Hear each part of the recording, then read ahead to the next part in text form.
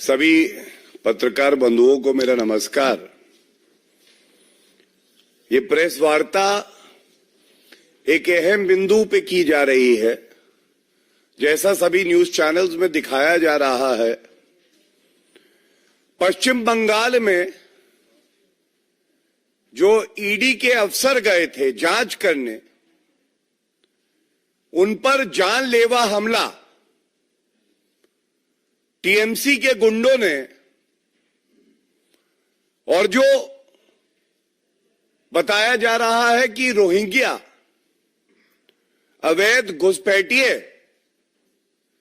इन्होंने किया है। ये शर्मनाक तो है ही कि बंगाल ममता बनर्जी के नाक के नीचे जंगल राज का पर्याय बन चुका है, लेकिन यह चिंताजनक भी है किस तरह से कानून व्यवस्था ध्वस्त है। ममता बनर्जी मस्त है। कानून व्यवस्था ध्वस्त है, ममता बनर्जी मस्त है। यह इसलिए कहा जा रहा है क्योंकि जब एक मुख्यमंत्री संविधान की शपथ लेता है तो वो ये शपथ लेता है कि मैं संविधान का पालन करके संविधान की रक्षा करूंगा। ममता बनर्जी ने भी भारत के संविधान की ही शपथ ली है, और जब कानून का पालन करते हुए जो घोटाले पश्चिम बंगाल में हुए हैं, जिनको रोकने का दायित्व ममता बनर्जी का था, उसकी जांच करने के लिए ईडी के अधिकारी जाते हैं तो उनपे जानलेवा हमला होता है। और बताया जा रहा है कि 2 से 3 ईडी के अधिकारी हैं जो चोटिल हैं, जिनको गंभीर चोटें लगी हैं और अस्पताल गए।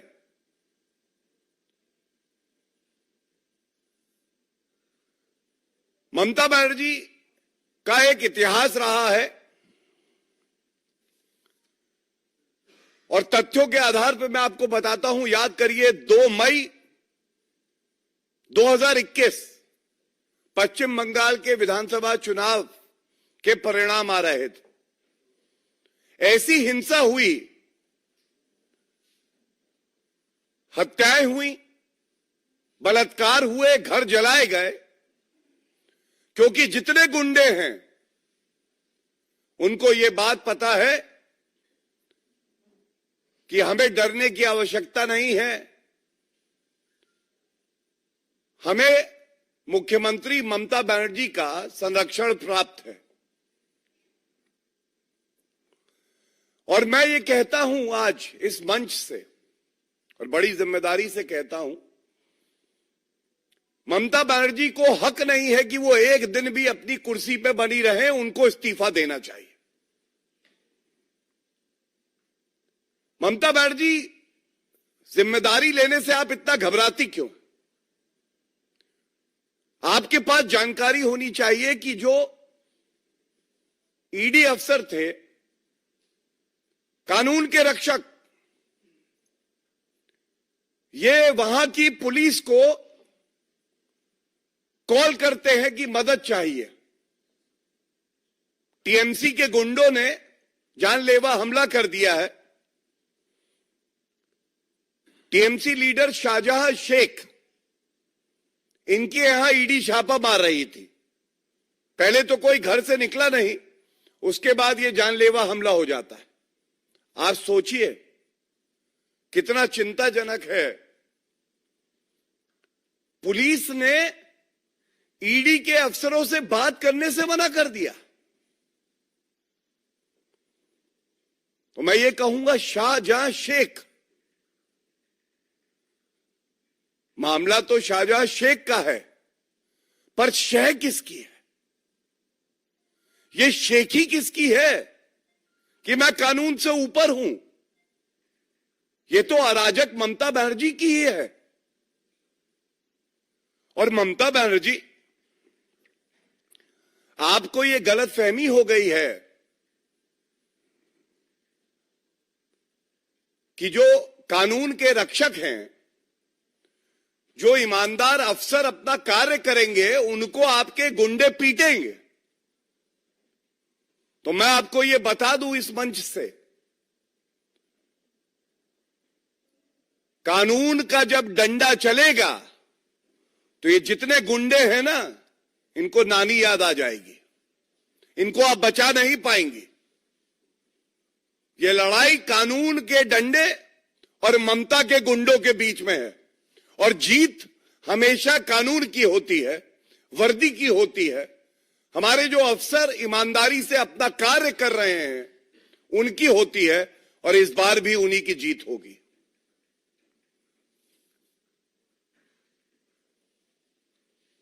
ये आश्वासन इसलिए देना भी बड़ा आवश्यक है। मैंने आपको एक उदाहरण दिया, मैं एक और उदाहरण देता हूं। ये जो मैं आपको तस्वीर दिखाऊंगा, ये न्यूज जब सुप्रीम कोर्ट में मामला चल रहा था पश्चिम बंगाल के पंचायत चुनाव का, तो सुप्रीम कोर्ट ने क्या कहा था? Democracy not working at panchayat level in Bengal. और ये आज के लिए भी बिल्कुल प्रासंगिक है। लोकतंत्र पश्चिम बंगाल में खत्म हो गया है। जब संविधान और वर्दी का रसूख ना रहे, जब मुख्यमंत्री कानून के साथ ना खड़ा हो बल्कि गुंडों के साथ खड़ा हो जाए, तो यह कहना गलत नहीं होगा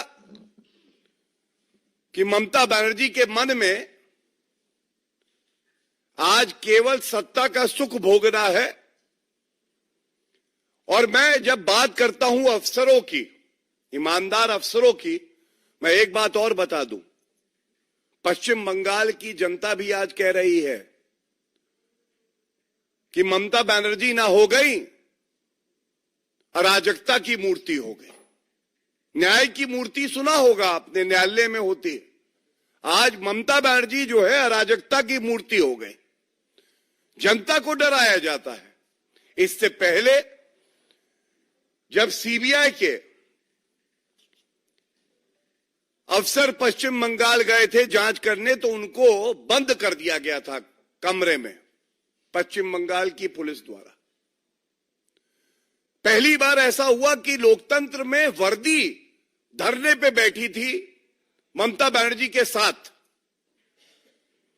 और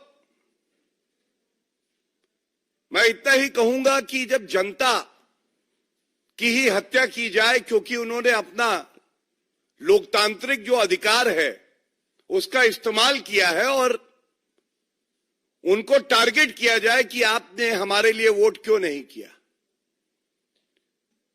ये बिल्कुल स्पष्ट कर देता है कि आज ममता बनर्जी जंगल राज का पर्याय है।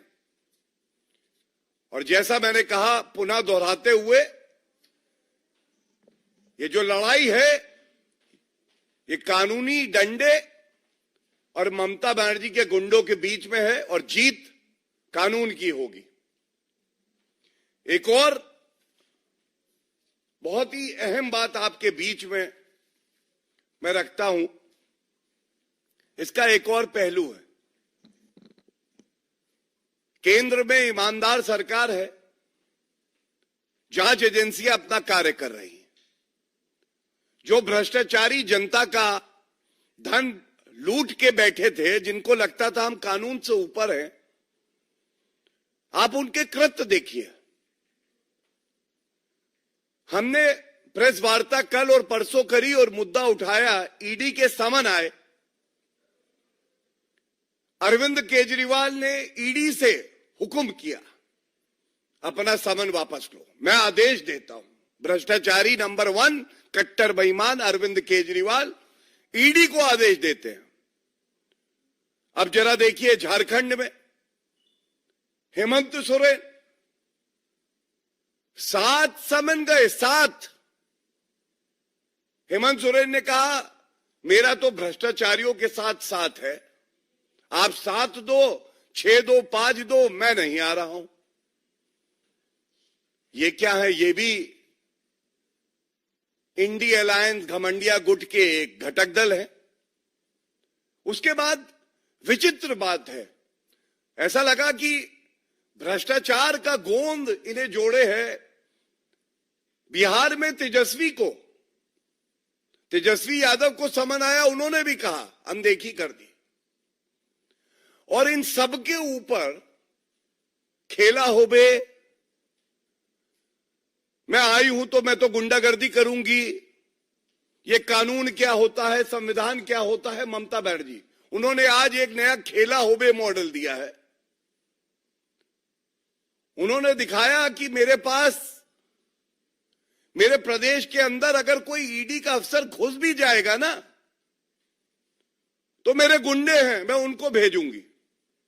पुलिस को कहूंगी कि जो ईडी के अफसर हैं, जिनकी जान पर बनाई है, उनकी मदद ना करना, टीएमसी के गुंडों के साथ खड़े हो जाना। ये एक खेला होबे मॉडल भी आ गया है। और मैं एक बात और कहूंगा, बड़ी जिम्मेदारी से कहूंगा, देश की जनता, पश्चिम बंगाल की जनता बहुत समझदार है, वो सब देख रही है। हम ये बात बार बार उठाते हैं, पश्चिम बंगाल में अराजकता की पराकाष्ठा हो गई, गुंडागर्दी चरम सीमा पर है। आप सोचिए, जो इंडी अलायंस के घटक दल एक साथ आने की बात करते हैं, जब अति हो जाती है तो वो क्या कहते हैं, मैं पढ़ देता हूं। अधीर रंजन चौधरी, ये तो वरिष्ठ नेता हैं, पश्चिम बंगाल से आते हैं कांग्रेस पार्टी के।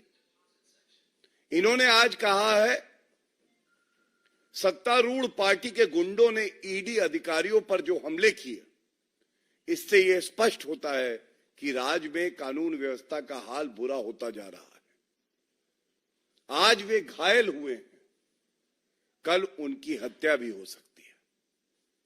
इस बात पे ध्यान दीजिएगा। मुख्य मुद्दा मैंने आपके समक्ष में रखा। भारतीय जनता पार्टी में इतना दमखम है कि हम पश्चिम बंगाल की जनता की लड़ाई, ईमानदार अफसरों की लड़ाई पुरजोर तरीके से लड़ेंगे। लेकिन जब पराकाष्ठा हो जाए अराजकता की, तो घमंडिया के घटक दल क्या कह रहे हैं, यह अति आवश्यक है। यह अराजकता, यह गुंडागर्दी इस घिनौने रूप में सामने आई है कि कांग्रेस पार्टी के नेता, जो लीडर हैं संसद में, वो स्वयं कह रहे हैं कि आज तो घायल हुए हैं, आगे तो हत्या भी हो सकती है, क्योंकि कानून व्यवस्था का हाल बुरा होता जा रहा है। ये साफ दर्शाता है, ममता बनर्जी को कोई हक नहीं है कि एक दिन भी वो कुर्सी पर रहे। मुख्यमंत्री पद से इस्तीफा दे, जनता से माफी मांगे, और जो ईमानदार अफसर हैं जिन पे ये हमला हुआ, उनसे माफी मांगनी चाहिए ममता बनर्जी को। और अगर वो ऐसा नहीं करती हैं, मैं समझता हूं कि जनता देख रही है, ऐसी चोट पड़ेगी लोकतंत्र में वोट की कि राजनीति भूल जाएंगी।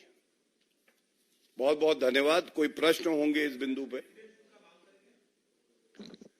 देखिए, मैंने आपके समक्ष तथ्य रखे और बिंदुवार तरीके से आपको बताया कि अभी हमारी क्या मांग है। मैं समझता हूं कि मुख्यमंत्री को सबसे पहले तो इस्तीफा दे देना चाहिए, और ये उम्मीद भी करता हूं कि वो हर उस अफसर से जिस पे हमला हुआ है, जिसको गंभीर चोटें लगी हैं, उनसे माफी मांगेंगी। इतनी उम्मीद हम जरूर रखते हैं।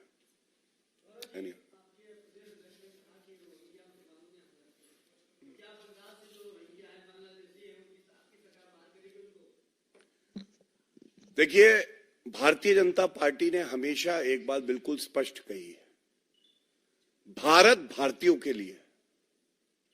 कोई अवैध घुसपैठिया जब हमारे भारत में रहता है तो पहली बात तो उसे भारत की भूमि से, भारत के हित से कोई लगाव नहीं है। दूसरी बात, वो भारतीय का हक मारता है। और तीसरी बात मैं कह दूं इसी संदर्भ में, जब बात होती है सीएए और एनआरसी की, तो ममता बनर्जी को भारतीय प्रिय नहीं है, लेकिन अगर कोई घुसपैठिया मुसलमान निकले, उनके लिए फ्यूचर वोट बैंक है, तो वो प्रिय है। और इसीलिए उन्होंने कहा था कि अगर लागू हुआ सीएए तो गृह युद्ध हो जाएगा। और मैं समझता हूं आज जो तथ्य मैंने आपके सामने प्रस्तुत किए हैं, ये बात स्पष्ट हो जाती है कि कोई भी अवैध घुसपैठिया ना कभी भारत का सगा था, ना है और ना होगा। और वो देश के लिए खतरा है। देश में एक कानून है, वो कानून सब पर बराबर लागू होगा।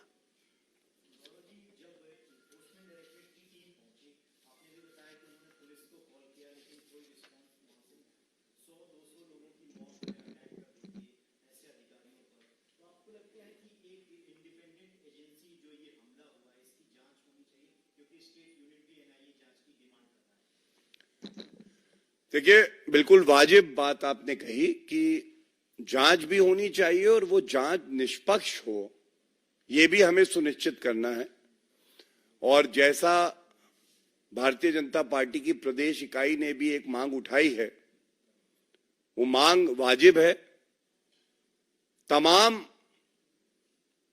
दरवाजे खुले हुए हैं, लेकिन ममता बनर्जी को ये बात पता होनी चाहिए कि सच सामने आएगा और जो भी आरोपी है किसी को बख्शा नहीं जाएगा।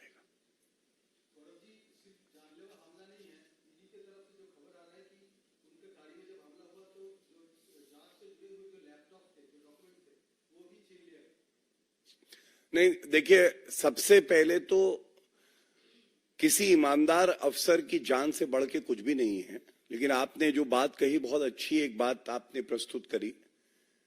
ये ईडी के लैपटॉप छीने क्यों गए हैं? छीने इसलिए गए हैं कि जो साक्ष्य इकट्ठे हुए, जो विटनेसेस हैं, उनके स्टेटमेंट्स हैं, एविडेंस है, कहीं इससे ममता बनर्जी की जो भ्रष्टाचारी नीतियां हैं, जो उनके नेता घोटाले करते हैं, उसका सच ना उजागर हो जाए, तभी ऐसा होता है।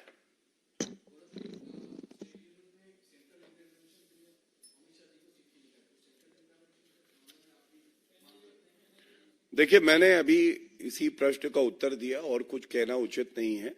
ये एक ऐसी परिस्थिति है जो अभी भी लाइव है। तो आप सब जानते हैं, केंद्र की सरकार बड़ी मजबूती से कोई भी अराजक तत्व हो उसको कुचलने का कार्य करती है, कानूनी दायरे में रह के, और वो ही होगा। मैंने उत्तर दे दिया, धन्यवाद। और कोई प्रश्न है तो प्लीज बताइए।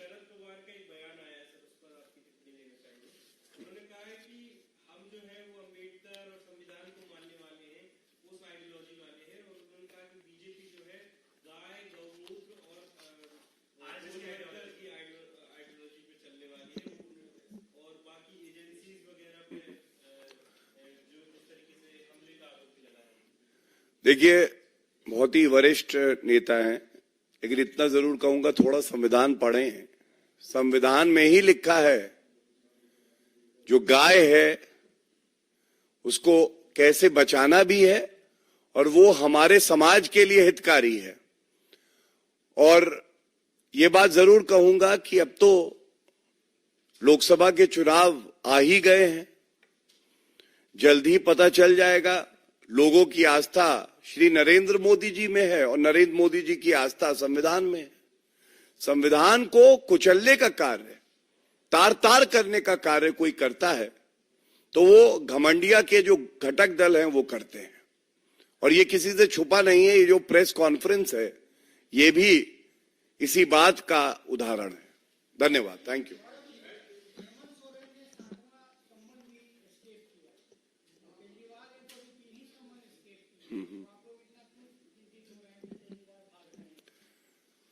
नहीं, हम लोग तो समाज के रक्षक हैं, संविधान में विश्वास करते हैं, लेकिन ये हमारा मानना है कि मीडिया भी इससे चिंतित है।